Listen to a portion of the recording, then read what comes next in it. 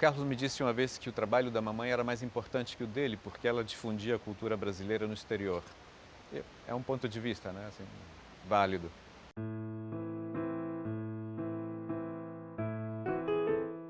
Bom, ela começou, digamos, casou com o papai depois de 13 dias de namoro. Foram morar Em 49. em 49, foram morar na Argentina. Depois ela começou a trabalhar dando aulas no Centro de Estudos Brasileiros. Eu acho que foi através do João Cabral de Melo Neto que ela conseguiu esse trabalho. O Carlos no início era um pouco contrário porque temia que dissessem que foi ele que arrumou um pistolão, alguma coisa assim. Ele era super rígido nisso. E ela deu aula durante décadas, acho que foram mais de 30 anos, porque mesmo depois que ela assumiu a direção do Centro de Estudos Brasileiros, ela continuava dando aulas. Quando ela começou a dirigir o Centro de Estudos, ela transformou o Centro de Estudos num centro cultural ativo. Aumentou o número de alunos, ela organizou eventos culturais, por exemplo, exposições, concertos, exposições de Portinari, Castanino, artistas argentinos, publicou livros. Tinha uma coisa engraçada porque o Centro de Estudos ficava numa casa alugada. Então, por exemplo, ela fazia uma exposição na Galeria Portinari. Depois tinha uma apresentação musical, um concerto na Sala Vila Lobos.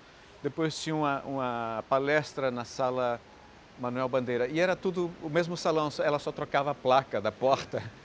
A casa da mamãe e do papai era um pouco um anexo da embaixada. De fato, a gente vivia a 3 quarteirões da Embaixada do Brasil.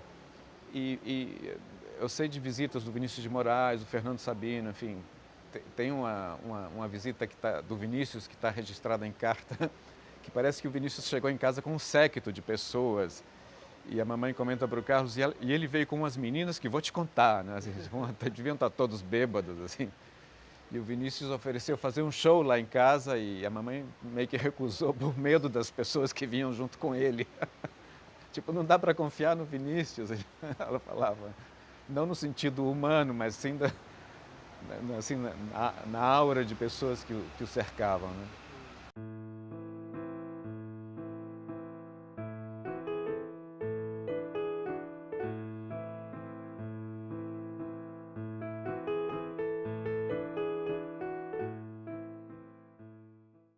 A maior parte do tempo eu me lembro dela como mãe, exigente, cobradora. Ela começou a carreira de escritora super jovem, aos 16 anos praticamente, publicou A Busca, o que na época parece que fez sucesso assim entre as moças da geração dela, um pouco no estilo das Confissões de Adolescente dos anos 90, da Maria Mariana. Na época em que eu li A Busca, me tocou muito, porque eu me identifiquei com as inquietações. É um livro que, para o público adolescente, me parece, né? Assim, é um livro denso, não é o normal de uma autora de 16 anos escrever assim, com essa densidade, né?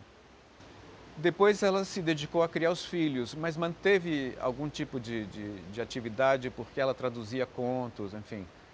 Fez isso, mas na verdade ela retomou a literatura, acho que foi quando o Carlos fez 75 anos, que a revista Veja pediu para ela escrever uma crônica sobre o Carlos, e ela escreveu, e a partir daí convidaram ela para escrever crônicas no Globo, depois ela passou a dar entrevistas também, a fazer entrevistas para o Globo. Ela tinha uma rotina com horários definidos, então ela tinha a hora dela de escrever e não se podia interferir muito nesse momento.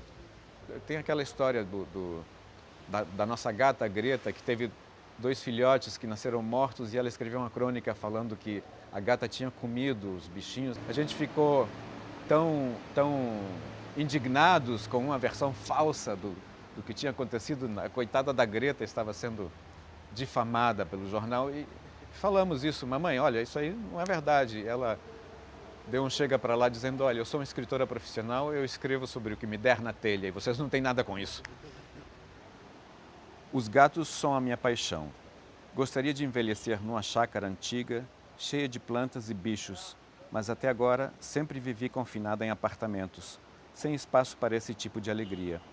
Tive um Lulu que morreu de velho, inúmeros gatos e canários, 2 peixinhos que se foram literalmente pelo cano, num descuido da empregada ao limpar o aquário na pia. Isso é verdade. O peixinho chamava-se Vercingetorix, era do meu irmão Carlos Manuel. Hoje contento-me em compartilhar com um amigo, que viaja sempre, uma siamesa encantadora, Colette, que se acostumou a esse sistema de 2 casas e cultiva hábitos diferentes, adaptados à topografia e aos moradores de cada uma. Em ambos lugares, é soberana absoluta, condição que aceita com a tranquilidade dos seres eleitos que se sabem merecedores de todos os privilégios. É bela, altiva, elegante. A Colette era a Greta.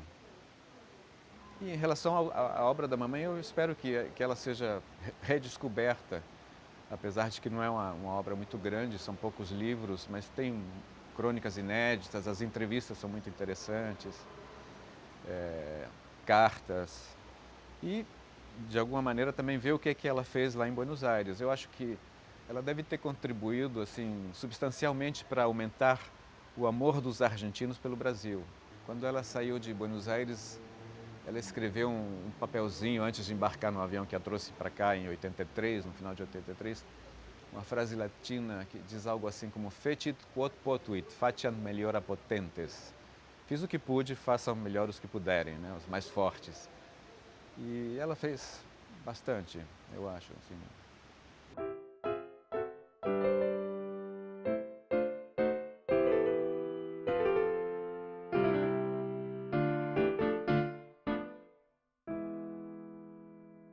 Carlos e a mamãe se corresponderam durante 35 anos, semanalmente praticamente. Eles eram cúmplices intelectuais, né? Eles trocavam ideias. O Carlos mostrava poemas para ela e ela opinava abertamente. Era muito legal isso também. Tinha uma intimidade muito grande. O Carlos era modesto em relação a si próprio, né? A mamãe tinha uma noção assim da grandeza.